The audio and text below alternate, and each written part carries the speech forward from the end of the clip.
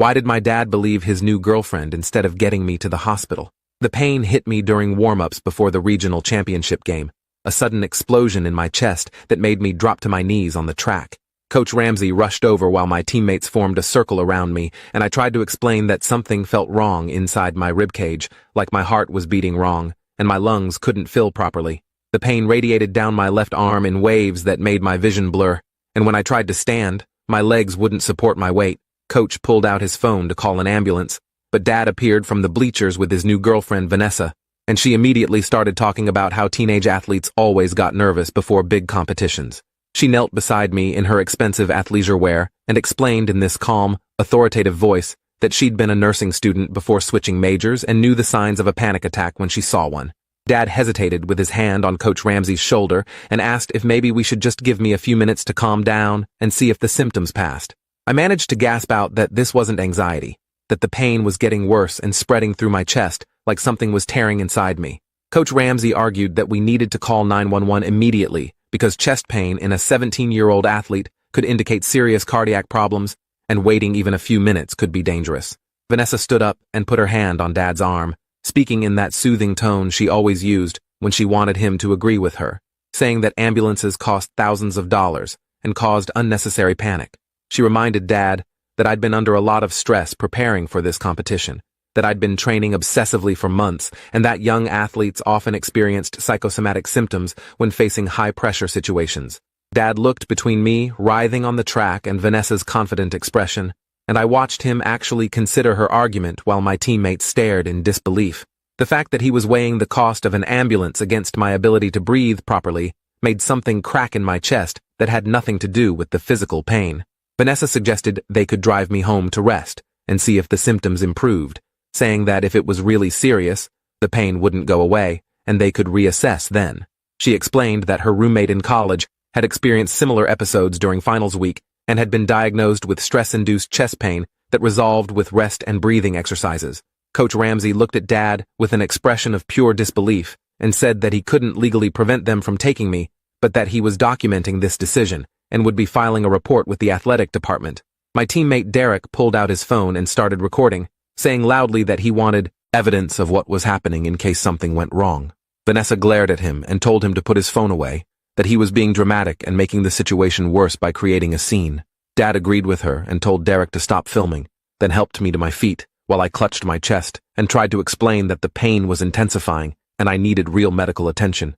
The walk to Dad's car in the parking lot took forever because I kept having to stop and lean against him, unable to catch my breath properly.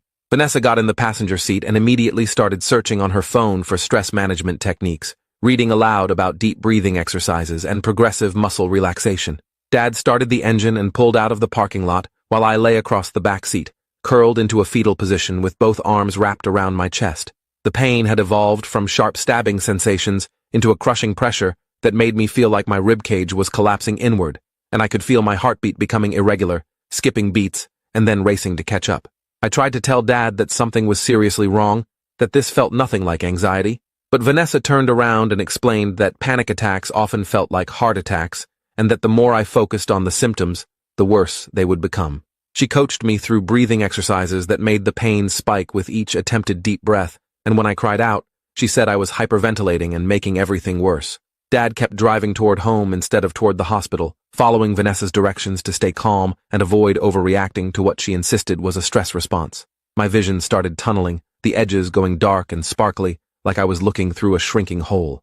I could hear my voice getting weaker as I begged them to turn around and go to the emergency room, but Vanessa just kept talking in that maddeningly calm tone about how catastrophizing symptoms was a common feature of anxiety disorders. She told Dad that taking me to the ER would just reinforce my belief that something was physically wrong and create a pattern of seeking medical attention for psychological issues. Dad agreed that he didn't want me developing hypochondriac tendencies, and they discussed my supposed anxiety as if I wasn't dying in the back seat behind them. The crushing sensation in my chest intensified until I couldn't speak anymore, could only make small, gasping sounds that they apparently interpreted as hyperventilation rather than genuine respiratory distress. Vanessa suggested that once we got home, she could make chamomile tea, and we could practice mindfulness meditation, and Dad said that sounded like a good plan, that maybe this was a wake-up call about how much pressure I'd been putting on myself with athletics. We pulled into our driveway, and Dad came around to help me out of the car. But when I tried to stand, my legs buckled completely, and I collapsed onto the concrete. The impact sent a fresh wave of agony through my chest, and I vomited onto the driveway, my vision going completely white for several seconds. Vanessa made a disgusted sound and stepped back to avoid getting anything on her expensive sneakers, while Dad tried to lift me by my arms. My body felt like it weighed 1,000 pounds and nothing was responding correctly, and when Dad finally got me upright, I could feel my consciousness slipping away in waves. They half-dragged, half-carried me into the house and laid me on the couch in the living room, where I immediately curled back into that fetal position, struggling to breathe through what felt like broken glass in my lungs. Vanessa disappeared into the kitchen to make her tea, while Dad sat on the coffee table and told me to take slow, deep breaths and try to relax. The irony of being told to relax while potentially dying would have been funny if I'd had enough oxygen to laugh. The pain reached a crescendo that made me scream, a raw sound that finally seemed to penetrate Dad's denial. He pulled out his phone and started dialing 911, but Vanessa rushed back from the kitchen and grabbed his wrist, saying we needed to give the relaxation techniques time to work. She explained that calling an ambulance now would result in thousands of dollars in medical bills for what was clearly a panic attack, and that emergency rooms were notorious for running expensive tests on young people with anxiety symptoms. Dad lowered his phone and looked at me with this conflicted expression, like he was calculating the cost of my life against his bank account balance. I tried to tell him that I was dying, that something had ruptured or torn inside me, but the words came out as incomprehensible gasping sounds. Vanessa knelt beside the couch and felt my forehead, pronouncing that I didn't have a fever and that my color was fine, completely ignoring the gray pallor that had apparently taken over my skin. She told Dad that I was being manipulative, using physical symptoms to get attention and avoid taking responsibility for my anxiety. My little sister Autumn came downstairs and froze when she saw me on the couch, immediately asking what was wrong and why nobody was calling for help.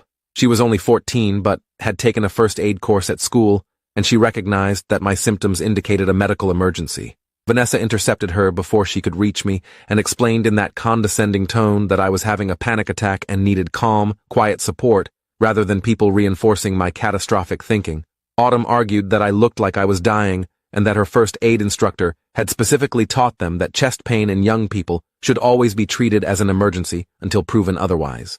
Vanessa dismissed her concerns by saying that first aid courses taught people to overreact to every symptom, and that real medical experience like her, nursing school background, provided better judgment. Autumn pulled out her own phone and started calling 911, but Dad took it from her and told her to go back upstairs, that Vanessa knew what she was doing, and he trusted her assessment. The look Autumn gave him before she ran upstairs contained a mixture of disgust and disbelief that I felt echoing in my own fading consciousness. The crushing pain in my chest suddenly intensified to a level I didn't know was possible, and I felt something fundamentally wrong happen inside my body, like a cable snapping under too much tension. My vision went completely dark, and I could hear Dad and Vanessa's voices getting distant and distorted, and the last thing I remember thinking was that my father had chosen to believe his girlfriend of 8 months over the evidence that I was dying right in front of him. When I regained consciousness, I was lying on a gurney in what looked like an ambulance, with 2 paramedics working over me and attaching various monitors and IVs. One of them was asking me questions about the pain and when it had started, but my throat felt raw, and I could only manage whispered responses. The other paramedic was on the radio giving information to the hospital, and I heard him say something about suspected aortic dissection and that we were coming in hot with lights and sirens.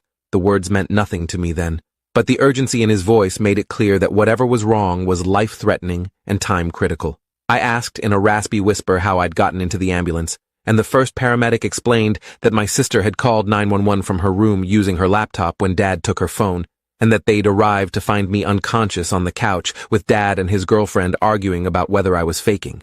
He said that if Autumn hadn't called when she did, I probably wouldn't have survived another 30 minutes, and that the delay in getting care had already put me in critical condition. The ambulance hit a bump that sent lightning bolts of pain through my chest, and I must have cried out because the paramedic immediately adjusted something on the IV line and told me he was giving me more pain medication. The ride seemed to take both forever and no time at all, and then we were pulling into an ambulance bay, and I was being rushed through automatic doors into a blindingly bright emergency room. Medical personnel in scrubs descended on me from all directions, cutting off my track uniform and attaching electrode stickers all over my chest and abdomen. Someone kept asking me to rate my pain on a scale of 1 to 10, and I kept saying 11, 12, infinity, trying to communicate that this was beyond any scale they could measure. A doctor appeared and introduced herself as Dr. Felicity Okafor, explaining that they were going to do an emergency CT scan because they suspected something called an aortic dissection. She asked if I understood what that meant, and I shook my head, barely able to focus through the pain and fear.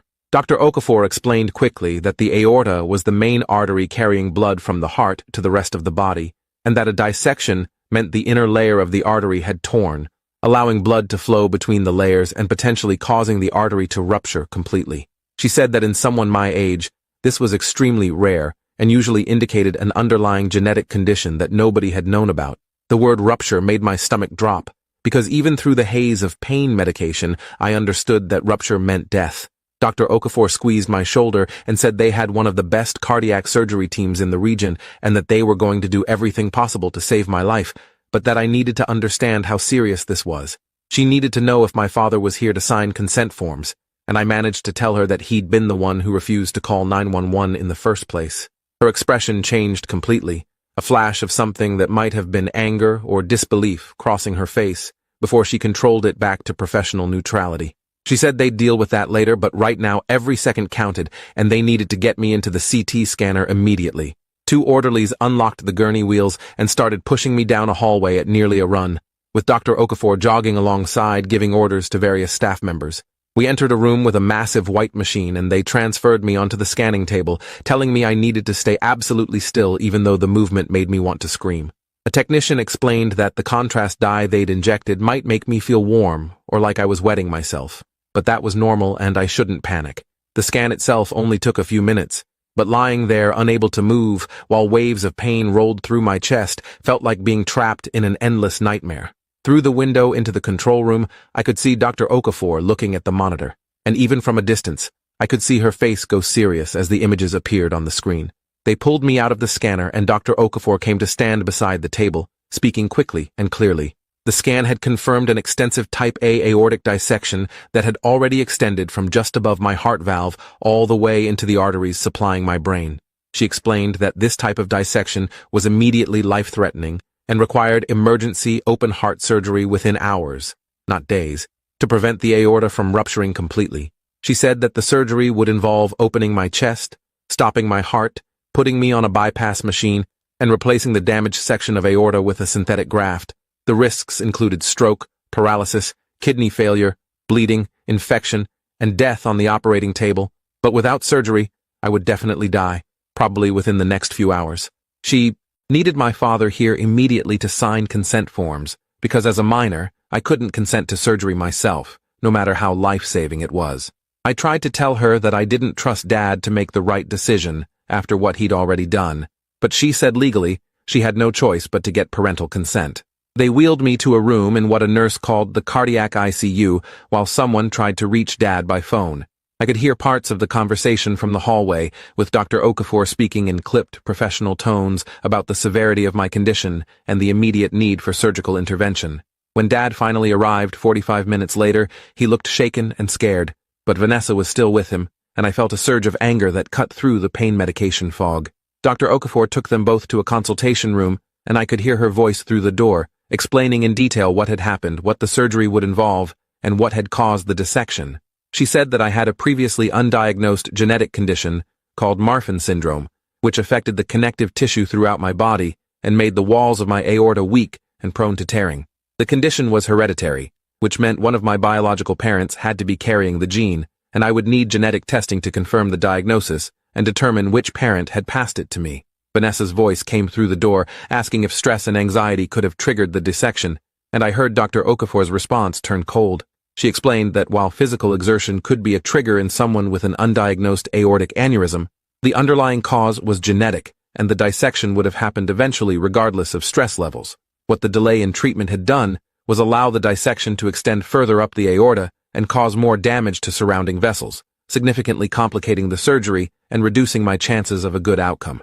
She said that based on the timestamps from the 911 call and my arrival at the hospital, there had been approximately 90 minutes between when I first showed symptoms and when I received appropriate medical care. In cases of aortic dissection, every minute of delay increased the risk of permanent complications or death, and the 90-minute delay had potentially cost me kidney function, increased my stroke risk, and made the surgical repair much more complex.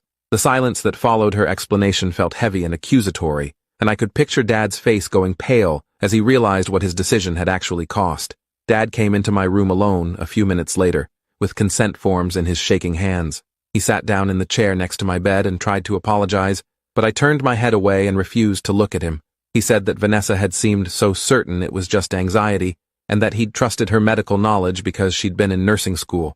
I pointed out that she'd dropped out of nursing school after one semester and had no actual medical credentials, but that he'd believed her over me, over Coach Ramsey who'd wanted to call 911 immediately, and over his own daughter who was literally dying on his couch. Dad started crying and saying he'd made a terrible mistake, that he hadn't understood how serious it was. But I cut him off and told him that he'd had multiple people telling him it was serious and he'd chosen Vanessa's convenient narrative instead. The hurt look on his face would have made me feel guilty before all this, but now I just felt empty and betrayed. I asked him where Vanessa was, and he said she was in the waiting room, and I told him that if he let her anywhere near me before or after surgery, I would refuse to sign any future medical documents when I turned 18, and he could deal with the consequences. Dr. Okafor returned with a cardiac surgeon named Dr. Rashid Kumar, who explained the surgical procedure in detail, while Dad signed form after form. Dr. Kumar said they'd be replacing my ascending aorta and aortic arch with a Dacron graft, which meant cutting out the damaged section and sewing in a synthetic tube to replace it. The surgery would take between 6 and 8 hours and would require stopping my heart and cooling my body temperature to protect my brain while they worked on the vessels supplying it. He explained the risks again, emphasizing that my age worked in my favor, but the extent of the dissection and the delay in treatment worked against me. When Dad asked about recovery time, Dr. Kumar said that if everything went perfectly, I'd spend at least a week in the ICU, several more weeks in the hospital, and months in cardiac rehabilitation. I'd never be able to participate in competitive athletics again because the stress on my cardiovascular system could cause the graft to fail or create new dissections in other parts of my aorta. The words hit me like a physical blow because running track had been my entire identity, my college scholarship plan, my future. 2 surgical nurses came to prep me for the operating room, explaining each step as they shaved my chest and marked the incision site. One of them mentioned that she'd be in the OR with me the whole time and would make sure I was comfortable and safe. Autumn appeared in the doorway with tears streaming down her face, and the nurses let her come in for a few minutes to say goodbye. She hugged me carefully, avoiding the IV lines and monitors, and whispered that she was sorry she hadn't called 911 sooner, that she'd wasted time arguing with Dad and Vanessa when she should have just locked herself in her room and called immediately. I told her that she'd saved my life by calling at all, that if she hadn't been brave enough to defy Dad, I'd be dead right now. She made me promise I'd survive the surgery, and I said I'd try my hardest, but couldn't guarantee anything because this was out of my control now. Dad tried to hug me before they took me away, but I kept my arms at my sides and didn't return the embrace, and the wounded expression on his face told me he understood that something fundamental had broken between us that might never be repaired. They wheeled me through a series of doors into a surgical prep area where an anesthesiologist introduced himself as Dr. Leon Webb and explained that he'd be managing my anesthesia and vital signs throughout the procedure. He started adding medications to my IV while explaining that I'd go to sleep here in the prep area and wake up in the ICU, that I wouldn't remember anything from the surgery itself. A nurse held my hand and told me to count backwards from 100, and I got to maybe 93 before the world dissolved into chemical darkness. The nothingness lasted for what felt like both seconds and eternity, and then I was swimming up through layers of consciousness, trying to figure out why I couldn't breathe and why my chest felt like it had been crushed by a truck. I tried to reach for the thing in my throat, but my hands were restrained, and I started panicking and fighting against the restraints until voices cut through the confusion, telling me I was okay, that I was in the ICU, that I was still on a ventilator, but they'd remove the breathing tube soon. The pain was extraordinary despite whatever medications they were giving me, a deep aching throb that radiated from my sternum through my entire torso. Dr. Kumar appeared above me and explained that the surgery had gone as well as could be expected given the circumstances. They'd successfully replaced my ascending aorta and aortic arch with a graft, and my heart was functioning on its own again without mechanical support. However, the dissection had caused more damage than the scans had shown, extending into some of the smaller vessels supplying my kidneys and intestines. My kidney function was currently impaired, and they were monitoring closely to see if it would recover or if I'd need dialysis. There was also some concern about reduced blood flow to my spinal cord during the period when my body had been cooled, and they'd be doing neurological assessments once the breathing tube came out to check for any deficits. The The breathing tube was removed a few hours later in a process that felt like drowning in reverse, and my throat burned so badly I couldn't speak above a whisper. A nurse asked me to wiggle my toes, and I could feel them moving, but couldn't see them past the mountain of blankets. And she smiled, and said that was a good sign, that there didn't appear to be any spinal cord damage. Dad came to visit the next morning looking like he hadn't slept at all, with dark circles under his eyes and his clothes wrinkled like he'd been wearing them for days. He tried to sit in the chair next to my bed, but I told him in my raspy, post-intubation voice that I didn't want him here, that he'd lost the right to visit when he chose Vanessa's delusions over my life. He started crying and saying that he'd sent Vanessa home, that he'd realized she'd been manipulating him and clouding his judgment. I asked him how long it had taken him to realize that, and he admitted it had been when Dr. Okafor explained that the delay had nearly killed me, and that I'd probably need a lifetime of follow-up surgeries because of how extensively the dissection had damaged my aorta. The fact that it had taken a doctor spelling out the consequences for him to understand what he'd done made me feel sick. I told him that Autumn had understood immediately that I was dying, that Coach Ramsey had understood, that my teammates had understood, that everyone except him and his girlfriend had recognized a medical emergency when they saw one. Dad said that Vanessa had been so convincing, and I cut him off and said that I didn't care how convincing she was, that his responsibility was to his children, not to making his girlfriend happy. A social worker named Gregory Hartman came to interview me later that day about what had happened. He explained that the hospital was required to report cases where parents delayed necessary medical care for minors, and that my case was being reviewed for possible medical neglect. I walked him through everything from collapsing at the track meet to begging for help on the couch to waking up in the ambulance, and he took detailed notes while maintaining a carefully neutral expression. He asked if there had been other instances where Dad had prioritized Vanessa's opinions over my well-being, and I told him about the smaller incidents over the past 8 months, times when I'd been sick, and Vanessa had convinced Dad I was exaggerating, times when I'd needed something, and Vanessa had reframed it as me being demanding or manipulative, times when my needs had conflicted with Vanessa's plans, and Dad had sided with her. Gregory said he'd be interviewing Dad, Vanessa, Autumn, and Coach Ramsey as well, and that his findings would determine whether the case was referred to Child Protective Services. The thought of a CPS investigation felt both validating and terrifying, because it would confirm that what happened to me was wrong, but it might also mean Autumn would be caught up in the system. My kidneys started recovering after 3 days, which Dr. Kumar said was a relief because it meant I probably wouldn't need long-term dialysis.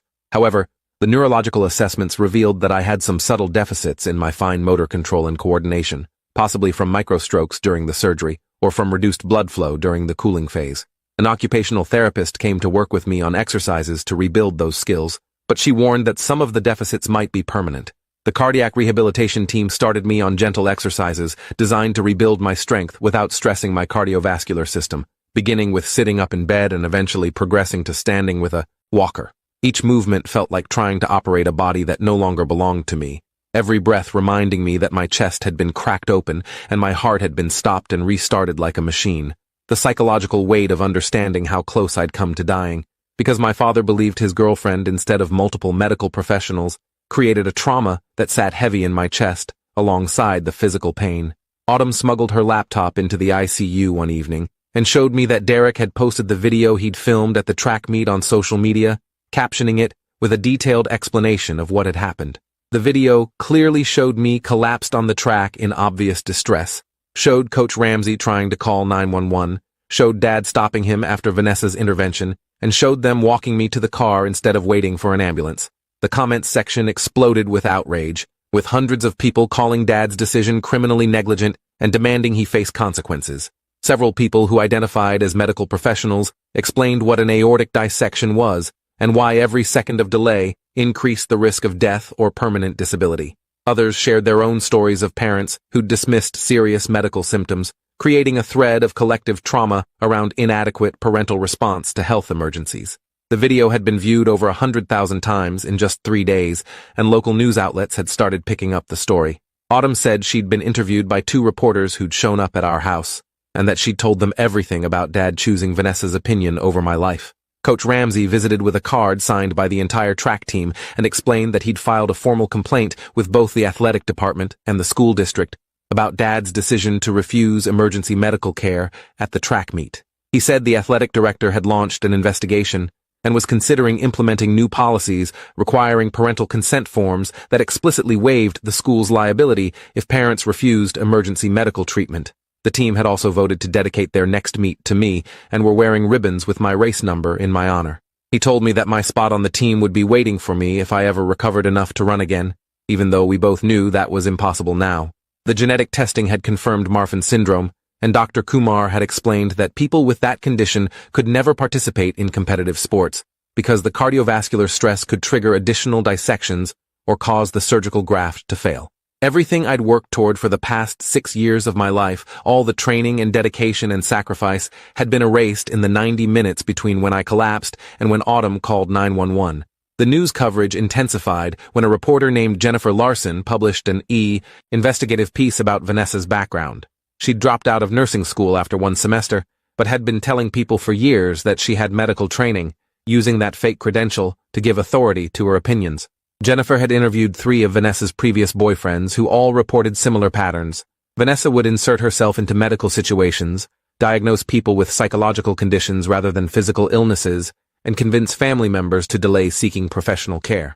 One ex described his mother having a stroke while Vanessa insisted it was a migraine and anxiety, and by the time they finally got her to the hospital, the damage was irreversible. Another told a story about his daughter breaking her arm and Vanessa insisting it was just bruised, resulting in the bone healing improperly and requiring surgical rebreaking and resetting.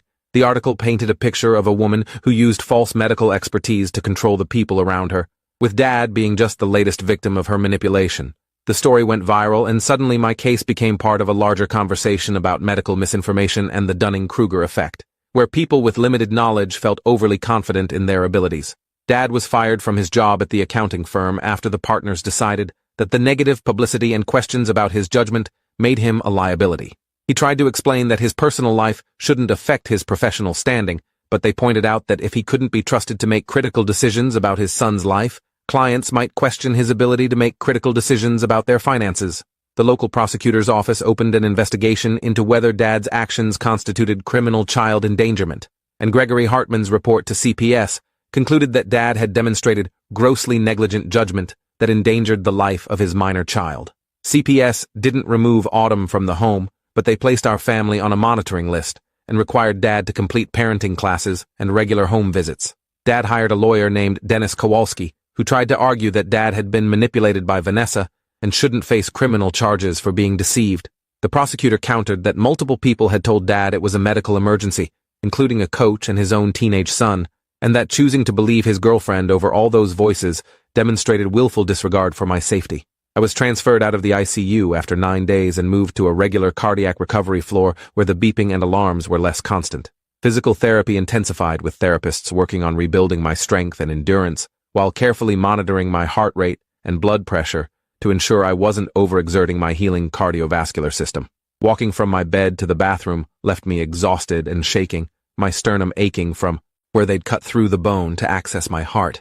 The occupational therapist continued working on my fine motor skills, having me practice writing and manipulating small objects to retrain the neural pathways damaged by the microstrokes. Progress was maddeningly slow, each tiny improvement feeling insignificant compared to the massive loss of capability I'd experienced. I'd gone from running 5-minute miles to struggling to walk 50 feet, from planning to compete at the collegiate level to wondering if I'd ever be able to carry groceries again. The grief for my lost future hit me in waves, usually late at night when the pain medication wore thin and I couldn't sleep. Vanessa's case became even more complicated when 2 more of her former partners came forward with stories of medical manipulation. One described Vanessa convincing him that his daughter's persistent headaches were attention-seeking behavior rather than the brain tumor they turned out to be, and the delayed diagnosis had resulted in a worse prognosis and more aggressive treatment. Another told about Vanessa insisting his elderly father's confusion was normal aging rather than a urinary tract infection, which had progressed to sepsis before proper treatment was sought. The pattern was undeniable. Vanessa systematically dismissed serious medical symptoms as psychological issues, delayed appropriate care, and used her fake nursing credentials to give weight to her dangerous advice. A prosecutor in the neighboring county opened an investigation into whether Vanessa could be charged with practicing medicine without a license, and the state medical board started reviewing whether there were grounds for action even though she'd never actually been licensed. Dad's lawyer tried to use these revelations to show that Dad had been manipulated by a predatory individual. But the prosecutor maintained that Dad was still responsible for his own choices regarding his minor child's welfare. The hospital social work department connected me with a therapist named Dr. Nina Fitzgerald, who specialized in medical trauma and family conflict. She helped me process the layers of betrayal and loss, the physical trauma of the dissection and surgery, the emotional trauma of Dad choosing Vanessa over me, the grief of losing my athletic identity and future plans, and the anger at having my life permanently altered by someone else's negligence. Dr. Fitzgerald explained that what I was experiencing was complex trauma, because it involved betrayal by someone who should have protected me, and that rebuilding trust would be a long process that might never completely heal. She asked if I wanted to do family therapy sessions with Dad, and I said I wasn't ready yet, that I needed to focus on my own recovery before dealing with repairing that relationship. The relief on her face suggested she'd expected that answer and approved of me prioritizing my own needs over reconciliation. She gave me permission to be angry, to grieve, to feel whatever I felt, without pressure to forgive or move on before I was ready. Mom flew in from Oregon, where she'd moved after the divorce 5 years earlier. She walked into my hospital room and immediately started crying, apologizing for not being there when it happened, for not fighting harder for custody, for letting Dad have primary placement because it seemed easier at the time. I told her that none of this was her fault, that she couldn't have known Dad would let his girlfriend's fake medical opinions override emergency medical care. She sat with me for hours while I told her the whole story from beginning to end, and I watched her expression cycle through shock, disbelief, fury, and grief. She said she was filing an emergency custody modification based on Dad's demonstrated inability to make appropriate decisions about his children's welfare, and that she wanted both Autumn and me to come live with her in Oregon once I was healthy enough to travel. The thought of leaving my school and friends and teammates felt like another loss on top of all the others. But staying with Dad after what he'd done felt impossible. Mom met with Dennis Kowalski and made it clear that she wouldn't be satisfied with parenting classes and monitoring, that Dad needed to face real consequences for nearly killing me. The genetic testing revealed that I'd inherited the Marfan syndrome gene from Dad, which meant he had the condition too, but had never been diagnosed because his symptoms were milder. Dr. Kumar explained that Dad needed to be evaluated by a cardiologist immediately, because people with Marfan syndrome could develop aortic aneurysms at any age, and the condition was progressive. The irony that Dad had an undiagnosed genetic condition that could kill him, just like it had nearly killed me, felt like cosmic justice. Dr. Kumar reached out to Dad's primary care physician and strongly recommended a cardiac workup, including echocardiogram and CT angiography, to check for aortic dilation. Autumn also needed to be tested to determine if she'd inherited the gene, because if she had Marfan syndrome, she'd need regular cardiac monitoring to catch any problems before they became life-threatening. The genetic counselor explained that Marfan syndrome was autosomal dominant, meaning each of Dad's children had a 50% chance of inheriting the condition. The fact that Dad had unknowingly passed a potentially lethal genetic condition to his children and then refused to get one of them emergency medical care when that condition manifested created a layer of tragic irony that was hard to process. I was discharged from the hospital after 17 days with a medication list that filled an entire page. Beta blockers to reduce the stress on my aorta, pain medications for the surgical recovery, blood thinners to prevent clots, and medications to protect my kidneys. Mom had rented an apartment near the hospital so I could attend follow-up appointments and cardiac rehab sessions without having to travel far. Dad tried to argue about the custody arrangement, but his lawyer quietly advised him that fighting it would look terrible given the circumstances, and that he should accept the modification gracefully. The apartment was small but comfortable, and Mom had already set up one bedroom with a hospital bed she'd rented and all the medical equipment I'd need. Autumn came to stay with us immediately, bringing 2 suitcases of her belongings and telling Dad she didn't feel safe living with someone who'd ignored a medical emergency. The look on Dad's face when she said that was devastating, but she held firm, and he didn't fight her decision. Watching my 14-year-old sister have to choose between her parents because Dad had demonstrated such catastrophically poor judgment felt like another crime on top of all the others. Cardiac rehab started 2 days after discharge with gentle exercises designed to rebuild my cardiovascular fitness without stressing my healing aorta. The therapist, a woman named Patricia Chen, who immediately told me to call her Trish, explained that we'd be starting with 5-minute sessions of slow walking and gradually building up over months to more intense activity. She emphasized that I'd never be able to return to competitive running, that the stress on my cardiovascular system from high-intensity athletics could cause the graft to fail or trigger new dissections in other parts of my aorta. Each session felt like both progress and loss. Progress because I was getting stronger and more capable. Loss because I was building toward a ceiling far below what I used to be able to do. Trish was endlessly patient and encouraging, but I could see the pity in her eyes when I'd get frustrated and angry about my limitations. She recommended I connect with support groups for young people with cardiac conditions, saying it helped to talk to others who understood what it was like to have your body betray you and your future plans evaporate overnight. The criminal case against Dad moved forward, despite Dennis Kowalski's best efforts to get the charges dismissed. The prosecutor charged him with reckless endangerment of a child, arguing that Dad's decision to ignore clear signs of a medical emergency and delay appropriate care for 90 minutes constituted criminal negligence. The evidence was overwhelming. Derek's video showing the collapse and Dad's refusal to call 911, testimony from Coach Ramsey about the obvious distress I was in, paramedic reports documenting my critical condition upon their arrival, and medical records proving that the delay had worsened my outcome and reduced my chances of full recovery. Dad's defense rested on the argument that he'd been manipulated by Vanessa and genuinely believed I was having a panic attack. But the prosecutor countered that multiple people had told him it was serious and that choosing to believe his girlfriend over everyone else demonstrated willful disregard rather than honest mistake. The preliminary hearing resulted in the case being bound over for trial, with the judge noting that there was sufficient evidence for a jury to find that Dad's actions had endangered my life. Vanessa was charged separately with practicing medicine without a license after the investigation uncovered at least 7 incidents where she'd given medical advice that led to delayed treatment and worse outcomes. The prosecutor argued that her pattern of behavior demonstrated a consistent practice of diagnosing conditions and recommending treatment despite having no credentials or training beyond 1 semester of nursing school.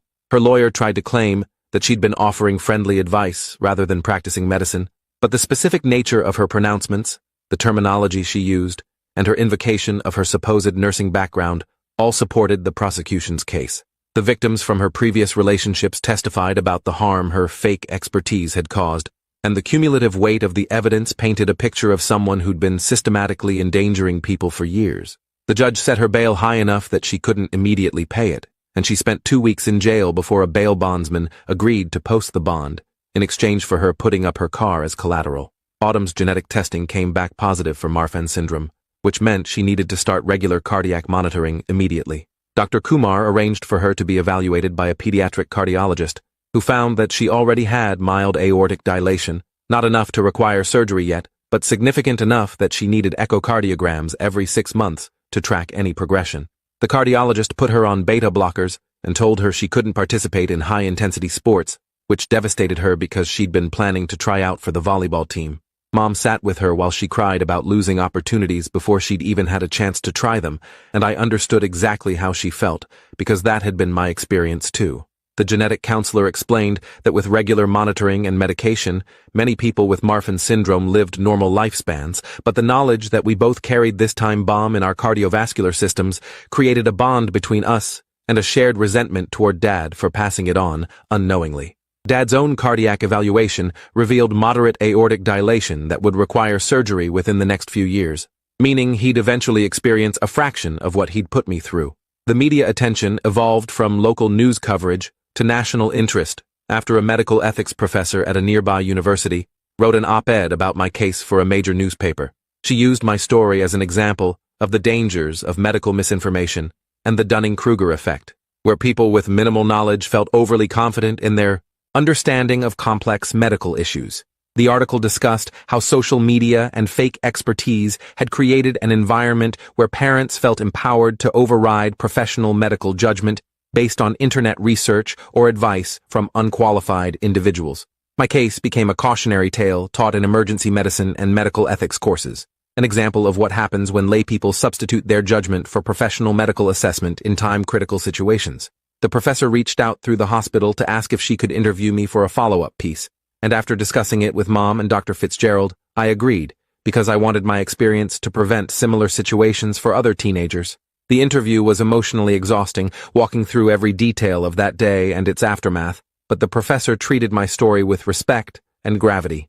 Dad's trial began 4 months after my dissection, and I had to testify about what happened that day at the track meet and afterward at home. The courtroom felt surreal, with Dad sitting at the defense table looking smaller and older than I remembered, and a jury of 12 strangers deciding whether his actions constituted criminal behavior. I walked through the timeline for the prosecution, the chest pain during warm-ups, Coach Ramsey trying to call 911, Vanessa's intervention and claims about panic attacks, the drive home instead of to the hospital, lying on the couch begging for help while they made tea and told me to relax, the 90 minutes of worsening symptoms before Autumn finally called 911 from her room. The prosecutor asked me to describe the pain and fear I'd experienced, and I told them about feeling like my chest was tearing apart from the inside, about watching my father weigh the cost of an ambulance against my life, about understanding that I was dying while the people who should have protected me debated whether I was being dramatic. The jury looked horrified, and I could see several of them glancing at Dad with expressions that ranged from anger to disbelief. Dennis Kowalski cross-examined me, trying to establish that I'd seemed anxious and that Dad had reasonable grounds to believe Vanessa's assessment. He asked if I'd been under stress from training and competition pressure, if I'd experienced anxiety before big meets, if there was any way Dad could have known this was different from other times I'd felt nervous. I answered honestly that yes, I'd been stressed and nervous before, but that I'd never experienced anything remotely like the pain of an aortic dissection, and that I'd clearly communicated how different and severe this was. He asked if Vanessa had seemed confident and knowledgeable, and I said yes, but that Dad had other sources of information beyond Vanessa, including a coach with first aid training and his own son desperately begging for emergency medical care. The cross-examination felt like being forced to defend the legitimacy of my own suffering, to prove that I'd been really sick enough to warrant immediate attention. After an hour of questioning, the judge called a recess, and I went into the hallway and threw up in a bathroom, the stress and recalled trauma overwhelming my carefully maintained composure. Coach Ramsey testified about trying to call 911 and being stopped by Dad after Vanessa's intervention, describing my obvious distress and the inappropriate dismissal of clear warning signs. The paramedics testified about finding me unconscious on the couch with critically low blood pressure, and Dad arguing with Vanessa about whether I was faking. Dr. Kumar testified about the extensive aortic dissection, the emergency surgery, the complications from the delay in treatment, and the permanent limitations I'd face for the rest of my life. He explained in technical detail how every minute of delay had increased the risk of death or disability, and how the 90-minute gap between symptom onset and receiving appropriate care had been catastrophic. Jennifer Larson, the reporter who'd investigated Vanessa's background, testified about the pattern of medical manipulation she'd uncovered, providing context for why Vanessa's advice had been so dangerous and why Dad should have questioned her confidence. The prosecution built a comprehensive case that Dad had ignored multiple red flags and trusted the opinion of an unqualified person over clear evidence of a medical emergency, resulting in life-threatening consequences for his minor child. The defense called Vanessa as a witness, which surprised everyone because she was facing her own criminal charges. She testified that she genuinely believed I was having a panic attack based on her nursing school training and experience with anxiety disorders. Under cross-examination, the prosecutor forced her to admit that she'd only completed one semester of nursing school, that she'd failed her anatomy and physiology course, and that she'd never received training in emergency medical assessment. He presented evidence of her pattern of misdiagnosing serious conditions as psychological issues and asked her to explain why she'd been so confident in her assessment, despite multiple people disagreeing with her. Vanessa became defensive and argumentative, insisting that she'd been trying to help and that everyone was blaming her for Dad's decisions. The prosecutor asked if she'd been more concerned about the cost of an ambulance than the possibility that she was wrong, and she fumbled for an answer that made her look callous and self-serving. Her testimony probably hurt Dad's case more than it helped, showing the jury exactly what kind of person had been advising him. Dad took the stand in his own defense and tried to explain his decision-making that day. He described feeling torn between different sources of advice, trusting Vanessa because of their relationship and her supposed medical background, and genuinely not understanding how serious the situation was until it was too late. Under cross-examination, the prosecutor dismantled his explanation by presenting Derek's video, which showed undeniable evidence that I was in severe distress and that multiple people had recognized it as an emergency. The prosecutor asked Dad why he'd trusted Vanessa, who he'd known for 8 months, over Coach Ramsey, who had first aid training and years of experience with athletic injuries, and over me, his own son, who was begging for help. Dad couldn't provide a satisfactory answer beyond saying he'd made a terrible mistake in judgment. The prosecutor asked if the cost of the ambulance had factored into his decision, and Dad hesitated just long enough before denying it that the jury could see the truth. The final question was devastating in its simplicity. If you had to make the same decision today, with the knowledge that your son nearly died and will be disabled for life because of that 90-minute delay, would you make the same choice? Dad broke down crying and said no, and the prosecutor rested his case. The jury deliberated for less than 4 hours before returning a guilty verdict on the charge of reckless endangerment of a child. Dad sat with his head in his hands while the verdict was read, and I felt a complicated mixture of relief and grief watching him comprehend that his choices had criminal consequences. The judge scheduled sentencing for 3 weeks later and remanded Dad to custody pending the sentencing hearing, which meant he was immediately taken into jail. Autumn started crying when the bailiff led Dad away in handcuffs, and Mom put her arm around her while I sat frozen in my seat, trying to process that my father was going to prison because he'd chosen his girlfriend's opinion over my life. The local news covered the verdict extensively, with legal experts discussing the precedent it might set for parental responsibility in medical emergencies. Some commentators argued that the verdict was too harsh, that Dad had made an honest mistake under pressure from a manipulative partner, while others insisted that parents had a basic obligation to prioritize their children's welfare over relationship dynamics and financial concerns. Vanessa's trial happened 2 months later, and I didn't attend, not wanting to relive the trauma again or see her face. Mom went and reported back that Vanessa had been found guilty of practicing medicine without a license and received a 2-year prison sentence plus 5 years of probation. The judge in her case had been particularly harsh, noting that her pattern of behavior showed deliberate exploitation of people's trust and that her fake expertise had endangered multiple people over several years.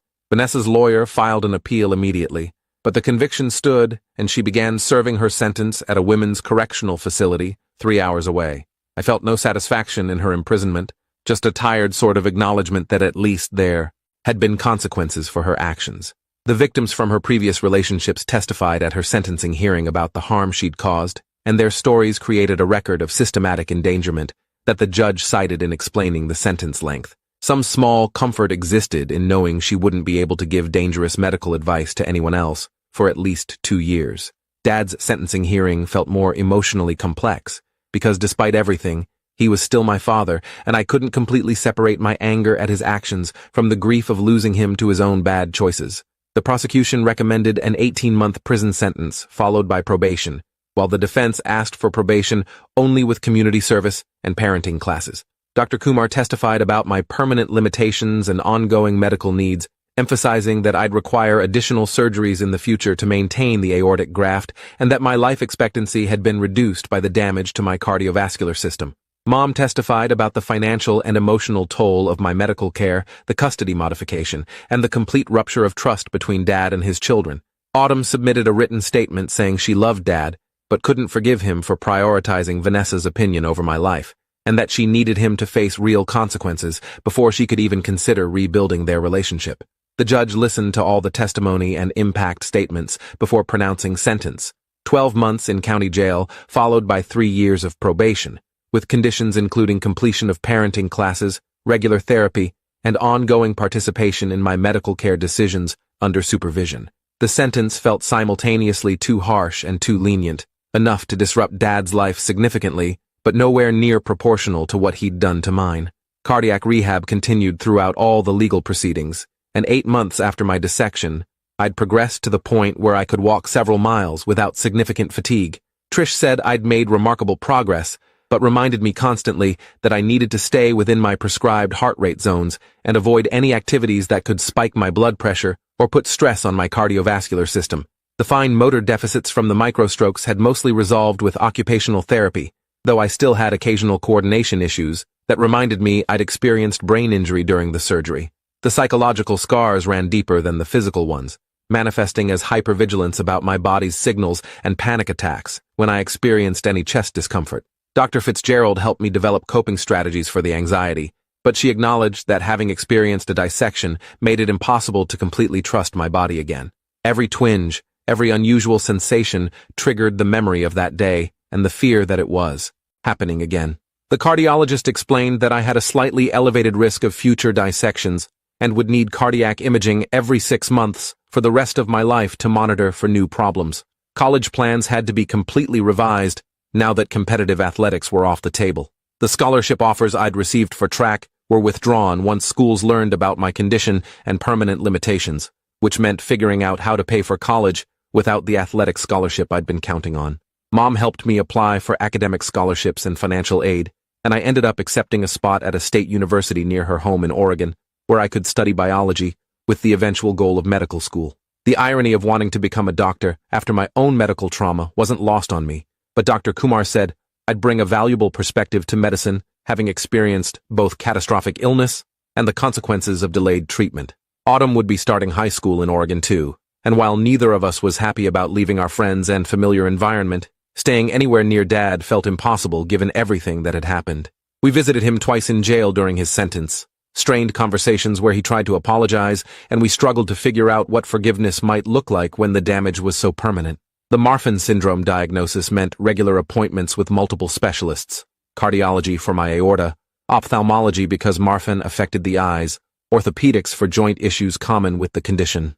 I became a regular patient at several different clinics, learning to advocate for myself and ask detailed questions about treatment options and risks. The genetic counselor connected me with a support group for young adults with Marfan syndrome, and hearing other people's stories of dissections and surgeries and permanent limitations helped me feel less alone in the experience. One woman described losing her athletic scholarship and having to completely reinvent her identity, and her story mirrored mine so closely that I cried during the entire meeting. The group became a place where I could be honest about the grief and anger without having to protect anyone's feelings or worry about being judged for not having moved on yet. They understood that chronic illness and lifelong limitations weren't things you got over, but things you learned to carry while building whatever life was possible within the constraints. Dad was released from jail after serving 10 months with good behavior, and he moved to a small apartment near Mom's place in Oregon to be closer to Autumn and me. The conditions of his probation included supervised visitation only, meaning a social worker had to be present during any contact with his minor child, and he had to participate in family therapy sessions if we agreed to them. Autumn and I met with Dr. Fitzgerald to discuss whether we wanted to engage in that process, and she emphasized that we had no obligation to forgive or reconcile if we didn't want to, that our healing didn't require repairing the relationship with Dad. I decided to try family therapy because I wanted answers to questions that still haunted me.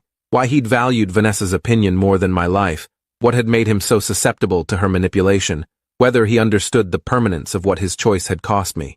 Autumn chose not to participate yet, saying she needed more time before she could sit in a room with Dad and hear his explanations without rage overwhelming her. The family therapy sessions were brutal and honest in ways that normal family conversations never allowed. Dad described how Vanessa had isolated him from other relationships gradually, how she'd positioned herself as the only person who really understood him, how she'd undermined his confidence in his own judgment about everything from work decisions to parenting choices. He explained that by the time I collapsed at the track meet, he'd been conditioned to defer to her opinion even when it contradicted his own instincts and the advice of others.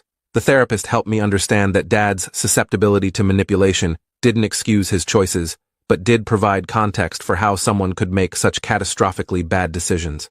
I asked him directly if saving money on an ambulance had been part of his calculation, and he admitted after a long pause that Vanessa had been pressuring him about finances, and that the cost had been somewhere in his mind, even though he didn't want to acknowledge it. Hearing him admit that financial considerations had played any role in letting me nearly die made me want to leave the session, but the therapist guided us through the rage toward something more productive. Physical recovery plateaued around the 1-year mark, with Trish explaining that I'd probably reached my maximum cardiac capacity and shouldn't expect significant additional improvement. I could walk and do gentle exercise but would never run again, never participate in competitive sports, never push my body to its limits without risking another dissection or graft failure. The loss of that physical capability felt like grief that never quite resolved, showing up unexpectedly when I saw people running in the park or when my former teammates posted photos from track meets. Dr. Fitzgerald helped me work through the identity crisis of no longer being an athlete after that had defined me for so many years, helping me understand that I could build a new identity that incorporated my medical experience without being consumed by it. Some days, I believed her, and some days, I felt like I was just going through the motions of being a functioning person while internally grieving everything I'd lost. College started with accommodations from the Disability Services Office, priority registration so I could schedule classes close together and minimize walking, permission to audio record lectures in case fatigue affected my concentration, and flexibility for medical appointments that couldn't be rescheduled.